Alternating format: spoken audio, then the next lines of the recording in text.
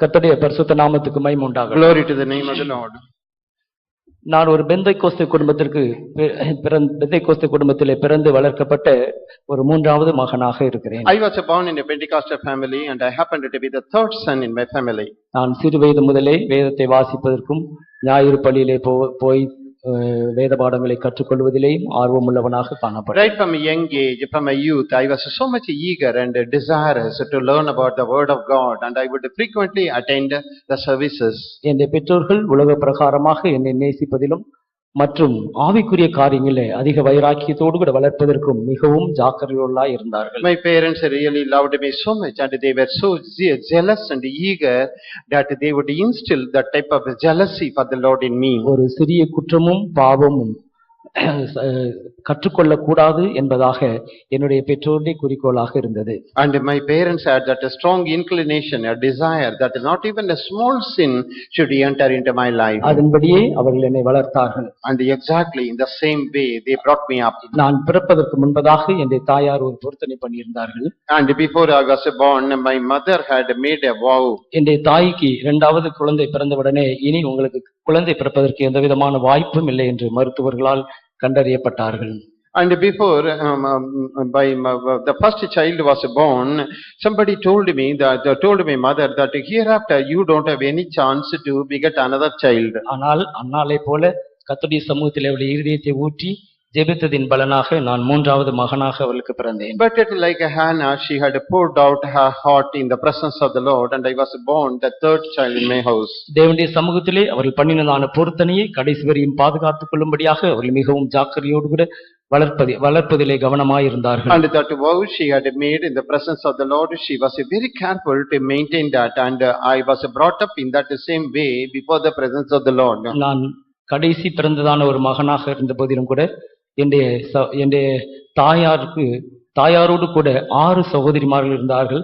அவர்கள் 6 பேரும் ஒன்று போல ஒரு தாயை போல என்னை நேசித்து வந்தார்கள். I was the last son in my family. My mother had 6 sisters, and all of them together they all loved me as though they happened to be my mother. இப்படிப்பட்டதான ஒரு மனுஷனுடைய அன்பின் வலைக்குள்ளாக நான் வளர்க்கப்பட்டவனாக இருந்தேன். And therefore I was there growing up in that tight net of that human bond of love. கர்த்தருடைய பரிசுத்த நாமத்துக்கு மகிமை. Glory be to the holy name of the Lord.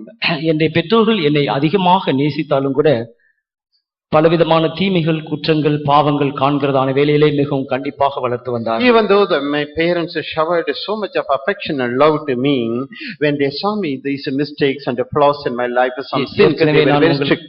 ஏற்கனவே நான் உங்களுக்கு ஒரு உதாரணமாய் சொல்லி இருக்கிறேன். ஒரு சிறிய பொய் சொல்ல நிமித்தமாக என்னை இந்த கரத்திலே வலது கரத்திலே சூடு போட்டதாக நான் உங்களுக்கு சொல்லி. I have already told you one example because I told a small lie. They had made a hot iron to pass through my cheek.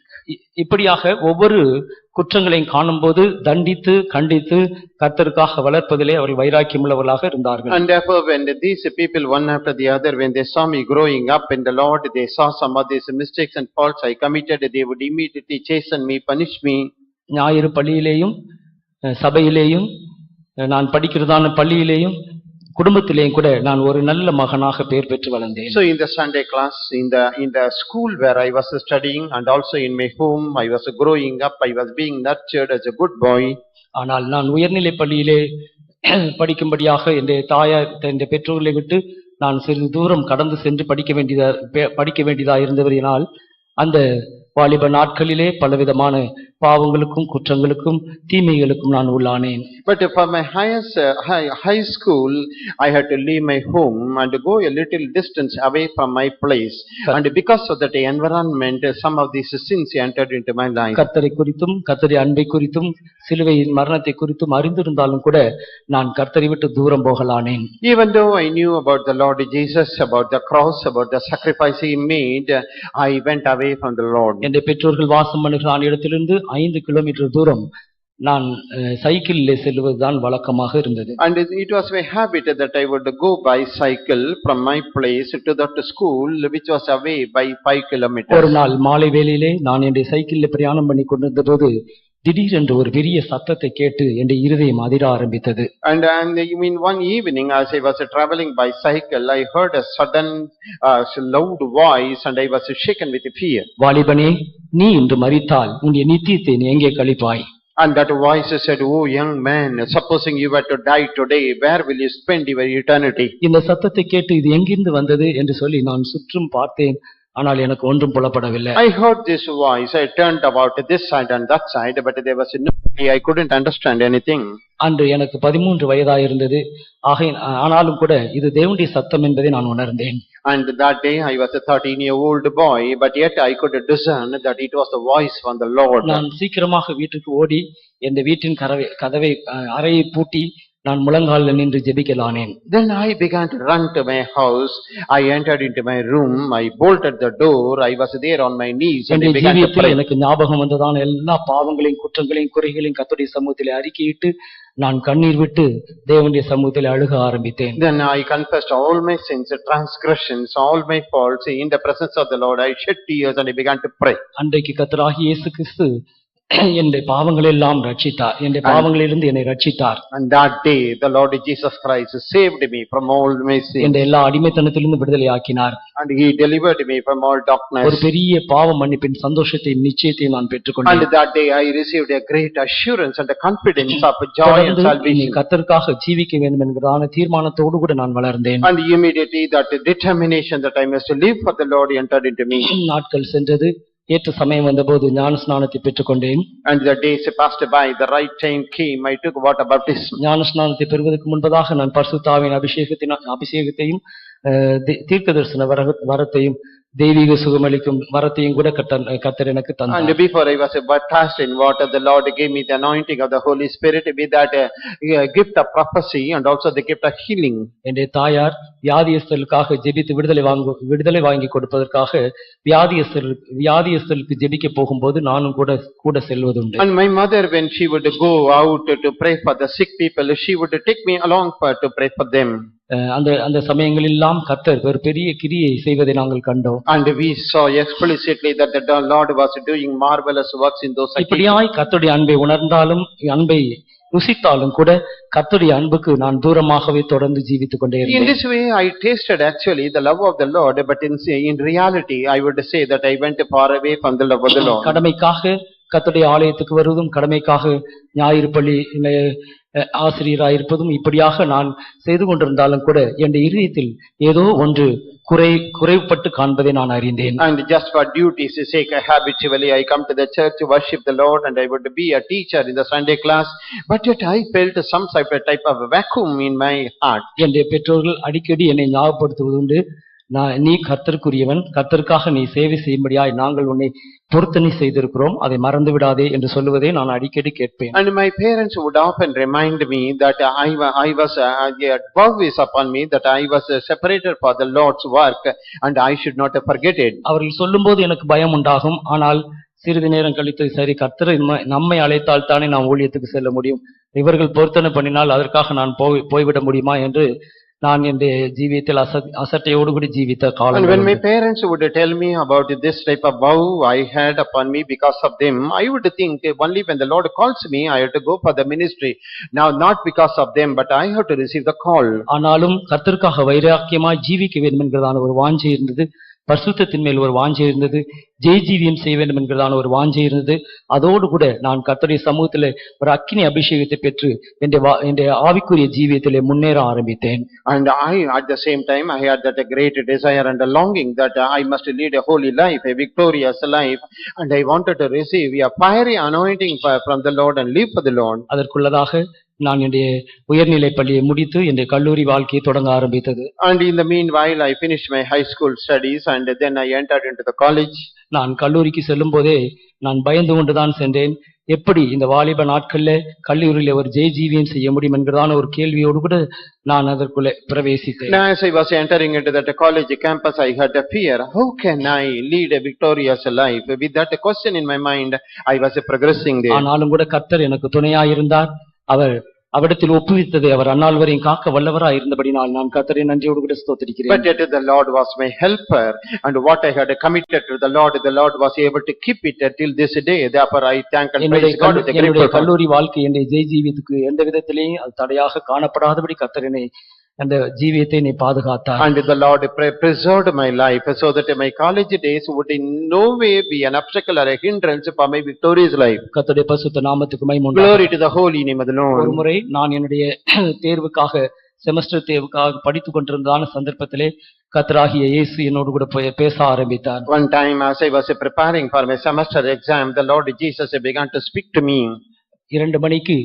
பிற்பகல் 2 மணிக்கு நான் பரீட்சை எழுத வேண்டியதா இருந்தது. And the afternoon by 2 o'clock I had to take the exam. 1 மணிக்கு நான் படித்துக் கொண்டிருந்ததான வேளையிலே கர்த்தரை நான் தரிசித்தேன், அவருடைய வார்த்தையை நான் கேட்டேன். As I was reading my book by 1 o'clock in the afternoon, I met the Lord face to face and I heard his voice. ஏதோ ஒரு சத்தம் எனக்கு கேட்டது, என்னால் அதற்கு மேலாக படிக்க முடியவே இல்லை. I heard some voice and I could not proceed further reading those lessons. நான் முழங்கால் படியிட்டு கர்த்தருடைய வார்த்தைக்காக காத்திருந்தேன். Then I knelt down and I was waiting to receive the word from the Lord. நான் என்னுடைய வாலிப நாட்களிலே முழு இரத்தத்தை உனக்காக சிந்தினேன், நீ இந்த வாலிபத்தை என்ன செய்ய போகிறாய்? And when I was young, I shed my whole blood for you. And when you are young in your youth, what are you going to do in return for me? நான் கல்வாரியின் தரிசனத்தை நான் அன்றைக்கு கண்டேன். கல்வாரியின் தரிசனத்தை கண்டேன். And that day I had that Calvary vision. கர்த்தராகிய இயேசு கிறிஸ்து சிலுவையிலே தான் முழு இரத்தத்தையும் சிந்தினதான காட்சியளித்தவராய் நான் அவரை காணும்போது என்னுடைய ஜீவியத்திலிருந்து நான் எல்லா அன்புகளையும் விட்டு நான் அவருடைய அன்புக்காக என்னுடைய முழு இதயத்தை ஒப்புக் கொடுத்தேன். So when I saw the Lord Jesus Christ hanging on the cross of Calvary, and I understood his love, and I forsook all other types of loves seen in my heart on that day. நான் கர்த்தரோடு கூட ஒரு பொருத்தனை பண்ணினேன். That day I entered into a vow with the Lord. எனக்கு ஒரு வாழ்க்கை இருக்குமேயானால் அந்த வாழ்க்கை உமக்காக மாத்திரம்தான். Lord, if I have a future life, definitely that life will be for you, Lord. என்னுடைய சரீரத்திலே ரத்தம் ஊறிக்கொண்டிருக்குமானால் அந்த ஊறுகிற ஒவ்வொரு சொட்டு ரத்தமும் உமக்காகத்தான். And Lord, as long as this blood is flowing through my body, every drop of my blood will be for you, Lord. என்னை விக்கிரகம் போல நேசிக்கிறதான என்னுடைய பெற்றோர்களை நான் இனி நேசிப்பதில்லை. And I am not going to love you anymore my parents who were loving me as an idol. என்னுடைய வாழ்நாள் முழுவதும் உம்முடைய சிலுவையை சுமந்து உமக்காக சேவை செய்யும்படியாய் நான் என்னை ஒப்புக் கொடுக்கிறேன் என்று அன்றைய தினத்திலே தான் நான் கர்த்தருக்காக என்னை முற்றிலுமாய் ஒப்புக் கொடுத்தேன். And that day I surrendered myself wholly to the Lord Jesus, saying, Lord, the whole of my life I surrender to you. கர்த்தருடைய பரிசுத்த நாமத்துக்கு மகிமை உண்டாகட்டும். Glory to the holy name of the Lord. அன்றையிலிருந்து கர்த்தர் எனக்கு ஒரு புதிய அபிஷேகத்தை தந்தார். ஒரு தகப்பன் தன்னுடைய குமாரனோடு கூட எப்படி பேசுவாரோ அதுபோல கர்த்தர் என்னை பேசி இந்த ஊழியத்தினுடைய வழிகளை குறித்தும் ஊழியத்தினுடைய காரியங்கள் எல்லாவற்றையும் குறித்து கர்த்தர் எனக்கு தரிசனத்தின் மூலமாகவும் வசனத்தின் மூலமாகவும் பேசிக்கொண்டே இருந்தார். And that day the Lord began to speak to me about the ministry. Even as a father would speak to his son, he spoke to me through his word and also through visions how I have to proceed in my ministry. கர்த்தருடைய பரிசுத்த நாமத்துக்கு glory to the holy name of the Lord. என்னுடைய அழைப்பை நான் உறுதிப்படுத்திக் கொள்வதற்காக எத்தனையோ மணி நேரங்கள் கர்த்தருடைய சமூகத்தில் நான் காத்திருந்தது உண்டு. To confirm my calling for that ministry, so many hours I had to wait patiently before the Lord. ஏனென்றால் என்னுடைய தகப்பன் என்னை ஊழியத்துக்கு செல்ல வேண்டும் என்று சொல்லுகிறது மாத்திரமல்ல, ஊழியத்தினுடைய பகுதியில் இருக்கிறதான எல்லா பாடுகள் கஷ்டங்கள் ஒவ்வொன்றையும் தனித்தனியாக காண்பிப்பதோடு கற்றுத்தருவதோடு கூட காண்பிக்கவும் செய்தார். Because my father not only he asked me to go to the ministry, but he showed me in great detail every step I have to take across in my ministry. ஆகையினாலே இந்த சரியான ஒரு உறுதியோடு கூட நீ இந்த வீட்டை விட்டு புறப்பட்டு போக வேண்டும் என்று சொல்லி அடிக்கடி என்னை அறிவுறுத்துவது உண்டு. And often my father would say, you must step out of this home, enter into the ministry with this lot of confidence and assurance. இப்பொழுது எனக்கு அதற்கு பின்பு ஒரு நெருக்கமான சூழ்நிலை நான் கடந்து செல்ல வேண்டியதாக இருந்தது. And after that I had to go through a path of distress. என்னுடைய அழைப்பையும் என்னுடைய தரிசனத்தை குறித்தும் கர்த்தர் என்னை உறுதிப்படுத்தியிருக்கிறார் என்பதை குறித்தும் நான் ஊழியத்துக்கு போகிறேன் என்பதை குறித்தும் நான் என்னுடைய குடும்பத்தாரோடு கூட சொன்ன மாத்திரத்தில் தானே முழு என்னுடைய பெற்றோர்களும் சகோதரரும் சகோதரிகள் எல்லாரும் எனக்கு எதிர்ப்பாக எழும்ப ஆரம்பித்தார்கள். And when I told my father, my mother and my sisters, saying that the Lord had called me for that ministry, and regarding the visions and the words I received, then they began to oppose me. என்னுடைய பெற்றோர்கள் நாங்கள் உன்னை ஊழியத்திற்காகத்தான் அர்ப்பணித்திருக்கிறோம், ஆனால் இப்பொழுது போக வேண்டாம், இனி கொஞ்சம் காலம் செல்லட்டும் என்று சொல்லி பல காரியங்களை சொல்லி அவர்கள் என்னை நிர்பந்தப்படுத்த ஆரம்பித்தார்கள், நெருக்க ஆரம்பித்தார்கள். My parents began to compel me, saying, "You don't go to the ministry now. Let some time pass by. After that you can go. We know that you have a call for the ministry." நான் அழைக்கப்பட்டதான நாளிலே நான் செய்ய வேண்டியதான ஊழியத்தை செய்யும்படிக்கு கர்த்தருக்காக என்னை ஒப்புக் கொடுக்காவிட்டால் உங்களுடைய இஷ்டத்துக்கு நான் ஒப்பு கொடுத்து கர்த்தர் என்னிடத்தில் என்ன செய்ய முடியும் என்பதாக நான் இப்படியாக அவளோடு கூட போராடி கொண்டேன். Then I began to argue with them, saying, "On the day when the Lord is calling me for that ministry, if I do not go out for the Lord, but instead if I surrender to your will, you know what will happen to me." பல விதங்களிலேயும் இந்த காரியத்தை குறித்து நான் என்னுடைய பெற்றோரிடத்திலே பல நாட்களாக வழக்காடி கொண்டே இருந்தேன். So for many days regarding this calling and entering into that ministry, I was arguing with my parents. ஆனால் ஒரு நாள் நான் கர்த்தருடைய சமூகத்திலே உட்கார்ந்து ஜெபிக்க ஆரம்பித்தேன். But one day I waited in the presence of the Lord and began to pray. ஆண்டவரே, நீர் என்னை அழைத்தது உண்மையானால் என்னுடைய பெற்றோர்களுக்கு தரிசனத்தோடு கூட நீர் பேசி அவர்களுடைய இருதயத்தை நீர் தேற்ற வேண்டும் என்று சொன்னேன். And then I told the Lord, "Lord, if it is true that you have called me for that ministry, then you must speak personally to my parents, and then in a vision you confirm that." ஒரே நாளிலே இருவருக்கும் ஒரே விதமான தரிசனத்தை கர்த்தர் தந்து அவர்களையும் கூட சம்மதிக்க பண்ணினார். On that same day the Lord gave the same vision to my parents, and then they agreed finally for this ministry. 1982 வருடம் ஜூலை மாதம் 14ஆம் தேதி நான் கர்த்தருக்காக ஊழியம் செய்யும்படியாக என்னுடைய அருமையான பெற்றோர்களையும் இந்த வீட்டை விட்டு புறப்பட்டேன். So on 1982 July 14th I stepped out of my home and left my dear parents to serve my Jesus. நான் வீட்டை விட்டு புறப்பட்டு செல்கிறதான வேளையிலே என்னுடைய தகப்பனார் சொன்ன வார்த்தை இன்றைக்கும் எனக்கு ஞாபகம் இருக்கிறது. And that word which my father told me right on that day I went out of my home for that ministry, I still remember. நீ கர்த்தருக்காக ஊழியம் செய்யும்படியாய் கடந்து செல்கிறாய். Yes, you are going out to serve the Lord. இனி எங்களை மறந்து விட வேண்டும். But hereafter you have to forget us. இந்த ஊழியத்தை விட்டு போக வேண்டும் என்கிற ஒரு எண்ணம் இருந்தால் நீ இங்கே வரக்கூடாது, கடல்ல குதித்து செத்து விட வேண்டும். And if you have that desire that you must go for that ministry, then you should never come back here. You must do only his job. நல்ல தீர்மானத்தோடு கூட உன்னை காலை எடுத்து வெளியே வை என்று சொன்னார். And take a very good firm decision and take out that step. கர்த்தருடைய பரிசுத்த நாமத்துக்கு மகிமை. Glory to the holy name of the Lord. அப்படியாக நான் சென்டர் ஃபெய்த்ஹோமுக்கு கடந்து வந்து அங்கு சில நாட்கள் கர்த்தருடைய ஊழியர்களுக்காக பணிவிடை செய்து கொண்டிருந்தேன். And in that way I came to that center faithhome, and for a few days I was there serving the Lord there. 1983 வருடம் ஜனவரி மாதம் 10ஆம் தேதி பரிசுத்தவான்களால் நான் இந்த கனமான ஊழியத்துக்கு தேர்ந்தெடுக்கப்பட்டு பிரிக்கப்பட்டேன். January 10th in the year 1983 by the saints of God I was separated for this ministry. கர்த்தருடைய பரிசுத்த நாமத்துக்கு மகிமை உண்டாகட்டும். Glory to the holy name of the Lord. இந்த கனமான ஊழியத்தை செய்யும்படியாக எந்த விதத்திலே நான் தகுதி இல்லை. I am not at all worthy to do this honorable ministry to the Lord. பாவத்திலும் உளையான சேற்றிலும் இருந்ததான என்னையும் கூட கர்த்தர் இந்த பிரபுக்களோட கூட உட்கார செய்தார். Yes, the Lord had made me to sit with the princes of God, because once upon a time I was in the miry clay of sin. சிறியவனை புழுதியிலிருந்தும் எளியவனை குப்பையிலிருந்தும் எடுத்து அவர் பிரபுக்களோட உட்கார செய்திருக்கிறார் என்கிறதான அந்த வசனத்தின்படி கர்த்தர் எளியவனும் புழுதியிலும் இருந்ததான என்னையும் கூட இந்த பிரபுக்களோட கூட உட்காரும்படிக்கு நான் எந்த விதத்திலும் தகுதி இல்லை. Yeah, I was there seated in that dust, but then the Lord had exalted me so that I may be seated with the princes. As it is written in the Bible, the Lord is lifting up the poor and the needy out of the dust and the dunghill, so that he may be seated with the princes. I am not worthy at all. நான் என்றைக்கு என்னுடைய நேசராகி இயேசுவுக்காய் ஊழியம் செய்யும்படி என்னை நான் மனப்பூர்வமாய் நேசித்து வீட்டை விட்டு வெளியே வந்தேனோ அன்று முதல் இன்று வரையும் கர்த்தர் எனக்கு எல்லாவற்றுக்கும் போதுமானவராய் இருக்கிறார். And right from the day when I loved my Lord, my soul's beloved, that is Jesus, right from the day I entered into this ministry till this day, the Lord had been truthful and he is upholding me. அடையாறிலே பயிற்சி முடிந்து நான் நேராக பாளையங்கோட்டை சென்டருக்கு மாற்றப்பட்டேன். My training was over at Adayar and I got transferred to Palayangottai. 14 வருடங்கள் நான் அங்கே ஊழியம் செய்ய கர்த்தர் எனக்கு உதவி செய்தார். And then the Lord enabled me to serve the Lord there for 14.5 years. மரண கண்ணிகள் எனக்கு வந்தது. Yes, pangs of death.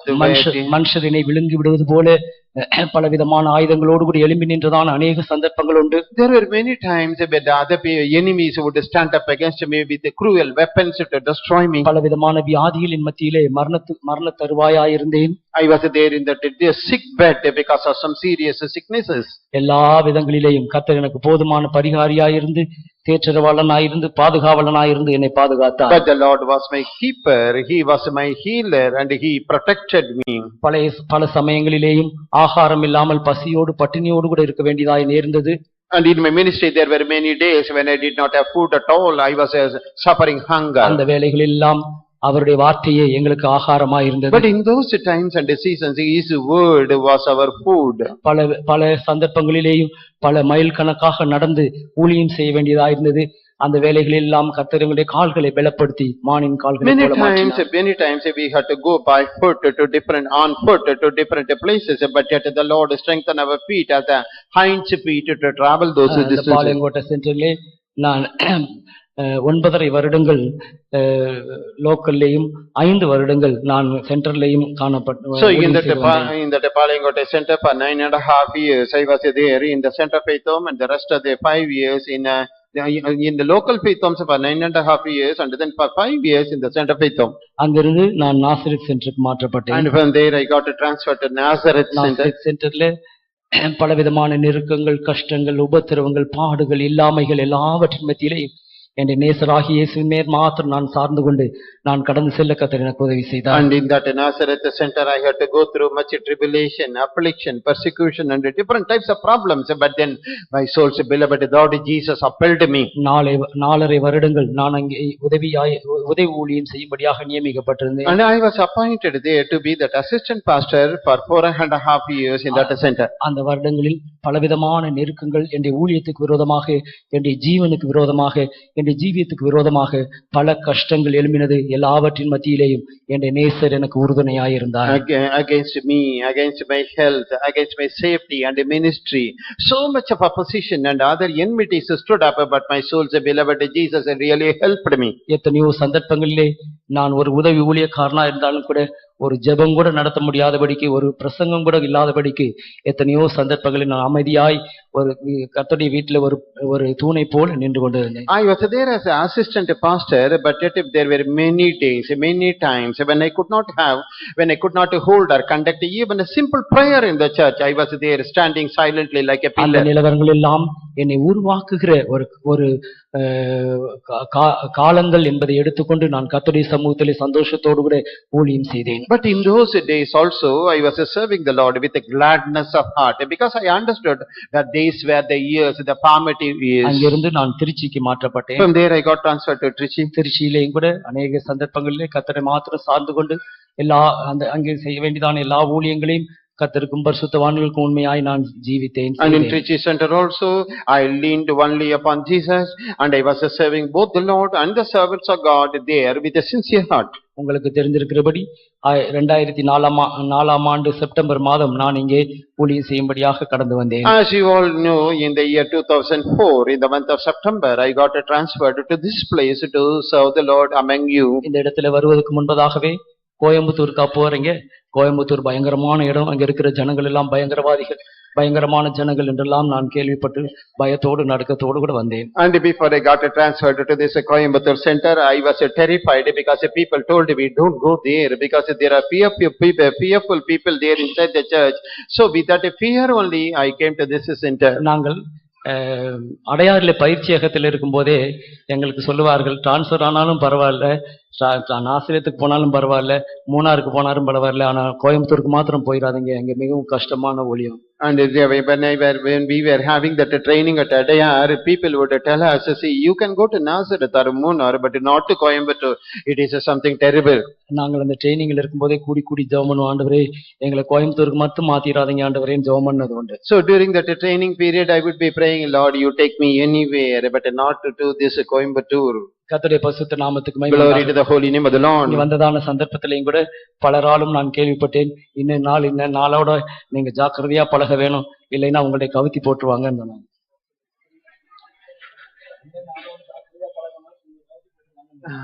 Even as I was translated here, people told, say, some people want me see, be careful with such and such people because they would throw you down. யாரெல்லாம் கவுத்தி போட்டுருவாங்கன்னு சொன்னாங்களோ அவங்களெல்லாம் எனக்கு உற்ற சகோதரனை போல, தகப்பனை போல, தாய்மாரை போல இருந்ததுக்காக நான் கர்த்தருக்கு நன்றி செலுத்துகிறேன். But those people, about whom they said they would just throw you down, they were actually like my father, mother, and really very good friends.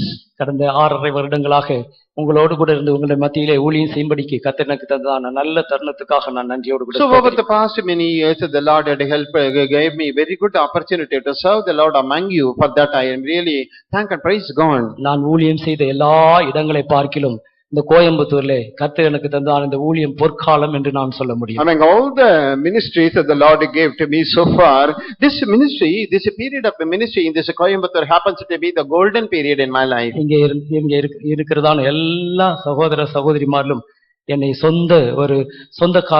சொந்த ஜனத்தை போல சொந்தக்காரனை போல நேசித்து அந்தந்த நேரங்களிலே எனக்கு உதவி செய்தீர்கள். நான் உங்களுக்கு நன்றியுள்ளவனாய் இருக்கிறேன். Yes, all of the brothers and the sisters who are here, you all treated me as though I happened to be your close relative, and because of that I thank you and also I praise the Lord. சொல்லி அனுப்பப்பட்டது வேற, ஆனால் நான் இங்கு வந்தபோது ஒரு குடும்பத்தாரை போல உங்களோடு கூட பழகும்படியாக கர்த்தர் எனக்கு உதவி செய்தார். நீங்களும் உண்மையாய் என்னை நேசித்து எனக்காக நீங்கள் பாராட்டின எல்லா தயவுக்காகவும் அன்புக்காகவும் நான் கர்த்தரை நன்றியோடு. So what I heard was totally different, but you behaved in a total different way with me, and because of the help you rendered to me, I really thank you, and I really praise God for all that way He led me. பல வேளைகளிலேயும் வியாதி வரும்போது சாதாரணமாக நாம் நினைப்பதுண்டு, தாயார் இருந்தால் தகப்பன் இருந்தால் நம்ம இந்த வியாதி நேரத்தில் எப்படி கவனிப்பாங்க என்று யோசிப்பது உண்டு. And whenever I fall sick, I used to think, supposing my mother is with me or father is with me, see how much they would be a help to me. ஆனால் இந்த இடத்திலே நான் ஊழியம் செய்து கொண்டதான நேரத்திலே வியாதியா இருந்த போது கஷ்டமான நேரத்திலே சூழ்நிலையிலேயும் அநேகரும் எனக்கு தகப்பனை போல, தாயை போல, சொந்த சகோதரனை போல தங்களுடைய ஜீவனையும் பாராமல் நேரத்தையும் பாராமல் எல்லா சூழ்நிலைகளிலும் எனக்கு உதவி செய்து தேவனுடைய நாமத்துக்காக செய்ததான உங்களுடைய எல்லா பிரயாசங்களையும் நான் மறந்து போவதில்லை. But in this place, many times when I had fallen sick, many of you came to my rescue. You helped me like my own father, mother, and you forgot and you labored so much, spending lot of your time and energy, and I really thank God for all that help.